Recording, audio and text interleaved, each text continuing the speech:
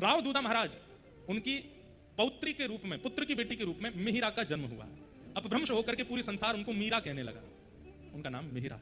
शरद पूर्णिमा का दिन मीराबाई का जन्म हुआ। धीरे धीरे मीराबाई बड़ी होने लगी। बचपन से ही मीराबाई के लक्षण सामान्य बालकों जैसे नहीं। बालकों को खेल खेलना पसंद है और मीराबाई को सेवा देखना अच्छा लगता है। जब घर के बड़े बुजुर्ग सेवा करते हैं अपने ठाकुर जी की, मीराबाई का वही खेल है, वही देख करके खुश होती। राव दूधा महाराज के, और दादाजी की बड़ी लाडली है मीराबाई, राव दूधा महाराज की बड़ी प्यारी है, बहुत सुंदर चरित्र है, ध्यान से सुनना। तो मीराबाई धीरे धीरे बड़ी होने लगी। मेड़ता में राव दूधा महाराज ने नियम बना रखा है कि कोई भी संत महापुरुष राजस्थान आए उनके लिए द्वार खुले हुए हैं। हमारे राजभवन के बाहर एक संत निवास बना रखा है। जितने भी संत आए वहां आकर के रहिए, खाइए, पीजिए, अपना भजन कीजिए। कोई समय की अवधि नहीं, कितने दिन रुकना है, कितने दिन में जाना है, जैसा कहेंगे वैसी सेवा।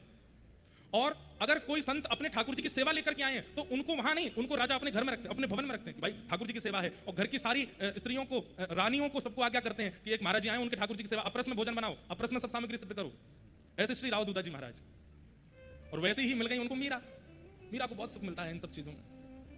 कथा होती है, सत्संग होती है, वार्ता होती है, मीरा भाई सबसे आगे बैठती हैं, श्रवण करती हैं,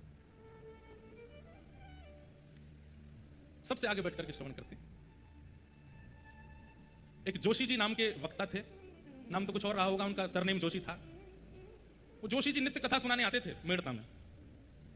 और मीरा बाई 4.5-5 साल की लहंगा फरिया पहन करके, सुंदर अपनी पत्रावली बना करके जोशी जी के आने से पहले ही आकर के बैठ जाती है और सारे घर के लोगों को खींच के लाती है। अपनी माता जी को, पिताजी को, राव दूधा दादाजी को, अपने भैया जयमल को, सबको लेके आती है। कथा हो रही है, चलो सुनने। और जो कथा सुनने नहीं आता, मीराबाई 2 दिन उससे फिर बात नहीं करती। तुम कथा सुनने नहीं आए, हमारी आपसे मित्रता नहीं है।